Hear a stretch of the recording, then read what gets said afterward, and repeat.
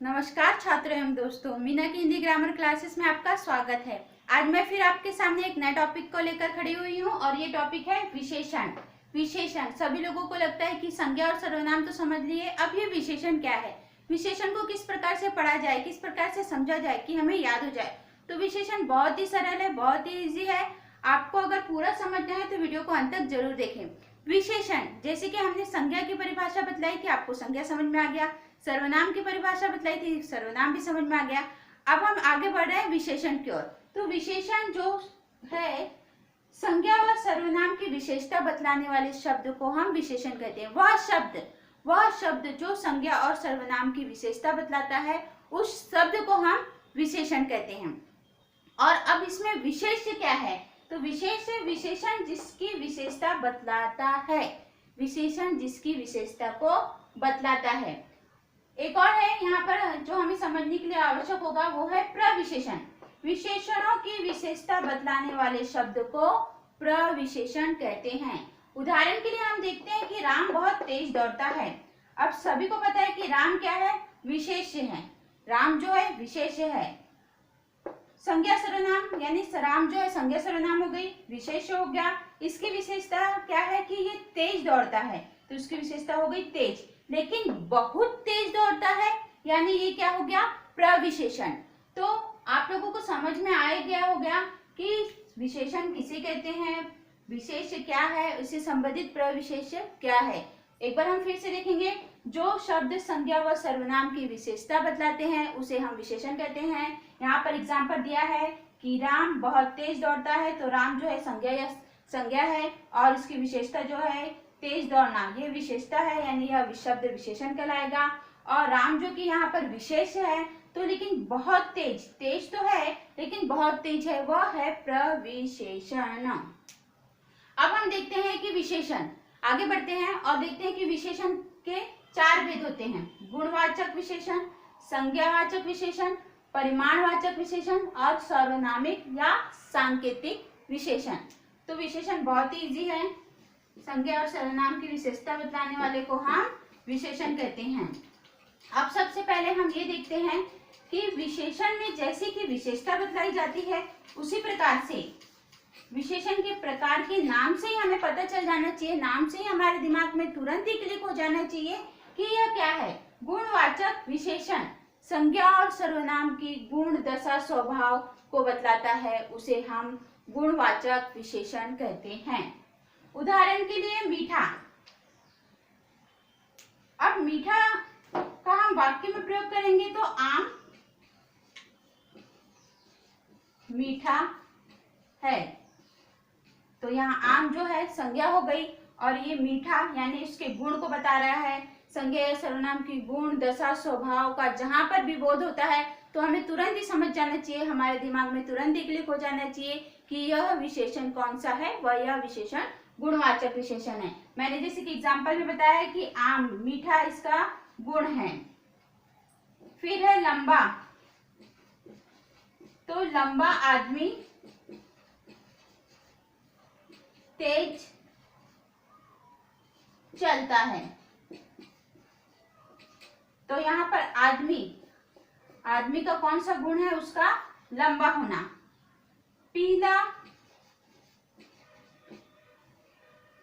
पीला पत्ता पेड़ से गिरा,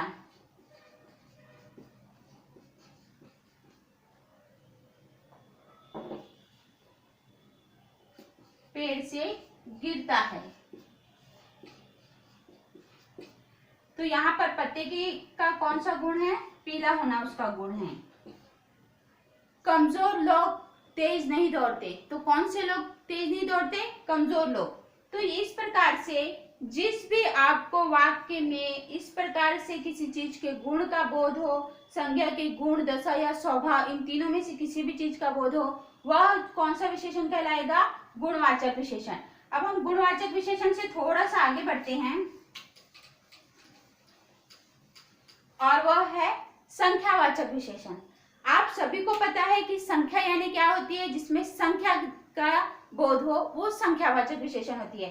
अर्थात संज्ञा या सर्वनाम की संज्ञा का बोध होता है, संख्या का बोध होता है, वह विशेषण जो है संख्यावाचक विशेषण कहलाता है। अब संख्यावाचक विशेषण के भी दो पार्ट हैं। पहला है निश्चित संख्यावाचक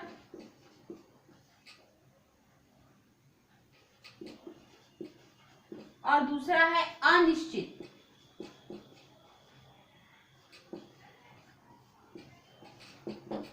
संख्यावाचक। अब हम ध्यान से देखेंगे, जैसे कि यह विशेषण नाम से ही पता चल रहा है, संख्या, निश्चित और अनिश्चित। निश्चित में यदि संख्या निश्चित हो तो उसे हम निश्चित संख्यावाचक कहेंगे। एग्जाम्पल के लिए हम, जैसे कि मान लो 8 लड़के, 5 चिड़िया, यहाँ पर संख्या जो है निश्चित है, 8 है यानी 8 ही है, 8 से ज्यादा नहीं है। 5 है यानी 5 ही है, 5 से भी ज्यादा नहीं है। अब हम देखते हैं अनिश्चित। अनिश्चित में कुछ, थोड़े,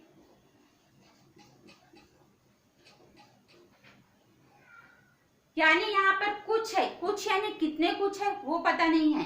अनिश्चित है, संख्या से डिसाइड नहीं है। थोड़े, थोड़े यानी कितने थोड़े है, बहुत है, कितने हैं ये नहीं है।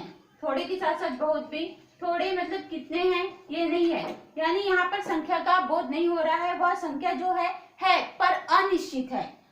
यहाँ जो है निश्चित संख्या है। जैसे कि एग्जाम्पल हम देखते हैं कि किस प्रकार के वाक्य में आएंगे। तो 8 लड़के कक्षा में हैं। तो यहाँ हम ध्यान से देखते हैं कि कितने लड़के कक्षा में हैं, 8 लड़के कक्षा में। तो यह कौन सा होगा, यहाँ पर संख्या जो है दी हुई है, यानी कि यह निश्चित संख्यावाचक हो गया। दूसरा एग्जांपल, 5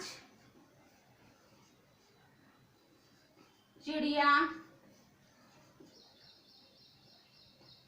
उड़ रही है। तो 5 चिड़िया उड़ रही है यानी गिनती की है कि 5 चिड़िया जो है सचमुच उड़ रही है, उसमें थोड़े बहुत का नहीं है। अब हम इसी को थोड़ा सा इस वाक्य में 8 हटा दे और 8 की जगह कुछ लिख दे, कुछ लड़के कक्षा में हैं, तो यह एग्जाम्पल हो जाएगा अनिश्चित वाचक संज्ञा का। 5 चिड़िया की जगह हम बहुत सी चिड़िया उड़ रही है,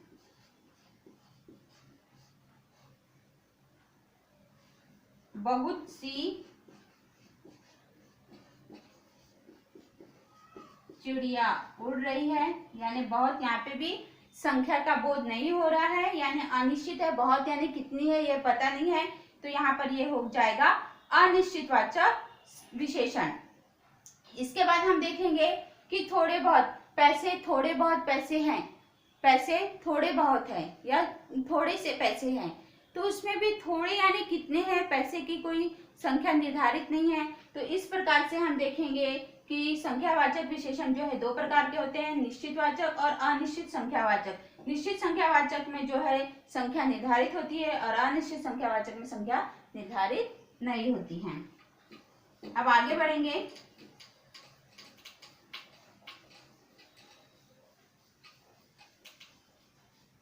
परिमाणवाचक तीसरा है, विशेषण का तीसरा भेद है परिमाणवाचक।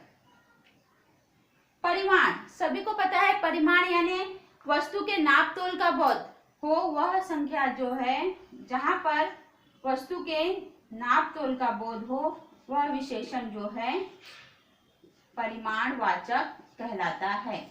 अब परिमाणवाचक जैसे नाम से पता चल रहा है, परिमाण यानी कितने परिमाण में है, कितना है, उसका मोल कितना है, उसमें कितने हैं, यह हमारे दिमाग में तुरंत ही क्लिक हो जाना चाहिए कि संख्या है यानी संख्या से रिलेटेड होगा और परिमाण है यानी नापतोल से संबंधित होगा।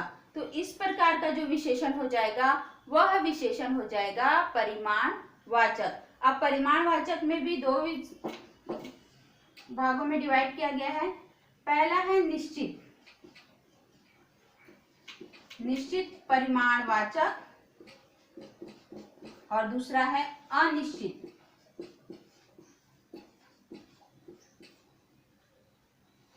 अनिश्चित परिमाणवाचक। अब जैसे कि आपको नाम से ही पता चल रहा है कि निश्चित, जिसमें परिमाण की संख्या जैसे निश्चित हो, 4 kilo, 4 metre, 1 kilo, 2 kilo, 1 litre, तो इस प्रकार से जो होगा वह निश्चित होगा। उदाहरण के लिए हम देखते हैं 4 मीटर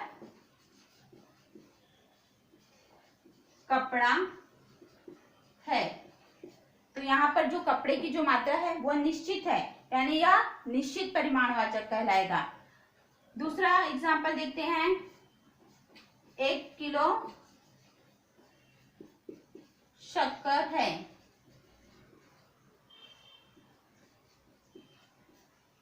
तो यहाँ पर 1 किलो यानी 1 किलो शक्कर है यहाँ पर, यानी 1 किलो, ये वह परिमाण जो है निश्चित है, कितना है क्या है वो हमें पता है, निश्चित परिमाण में है। नाप तोल की जो भी बोध हो रहा है वह नाप तोल का बोध निश्चित है, इसीलिए हम इसे निश्चित परिमाण वाचक विशेषण कहेंगे। अगर हम ये 4 मीटर की जगह थोड़ा सा कपड़ा है, कपड़ा कितना है पता नहीं है, वहां 4 मीटर था, यहाँ पर पता नहीं है, यानी थोड़ा सा है, यानी अनिश्चित है। कुछ शक्कर है, तो यहाँ पर शक्कर कितनी है उसकी भी कोई गिनती नहीं है, वह एक अनिश्चित है। कुछ है यानी वो 1 किलो भी हो सकती है, 2 किलो भी हो सकती है, यानी पता नहीं है, यानी इसके परिमाण का पता नहीं है, तो यह कहलाएगा अनिश्चित परिमाणवाचक विशेषण। अब यहाँ तक तो आपको समझ में आ गया होगा।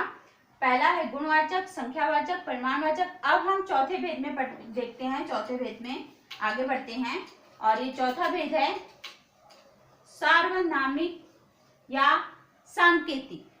सार्वनामिक या सांकेतिक, नाम से ही पता चल रहा है कि इसमें एक संकेत दिया हुआ है। जो सार्वनामिक या सांकेतिक, संकेतवाचक,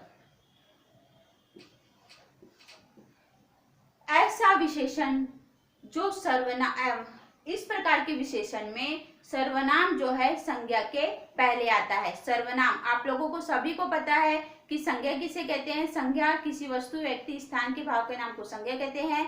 सर्वनाम संज्ञा के बदले आने वाले शब्द को सर्वनाम कहते हैं। यदि आपको नहीं पता हो तो प्लीज मेरे संज्ञा और सर्वनाम के वीडियो आप जरूर देखें।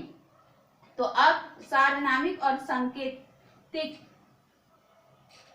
संकेतवाचक, सार्वनामिक और संकेतवाचक, इसमें जो है जो सर्वनाम संज्ञा के पहले आते हैं, यह वह वे, ये जो है सर्वनाम है, यह वह वे ये सर्वनाम है, और यह सर्वनाम जो है संज्ञा के पहले आएंगे। एग्जाम्पल के लिए देखते हैं,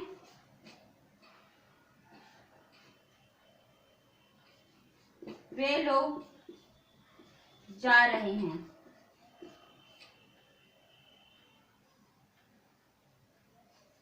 वह आदमी या वह लड़की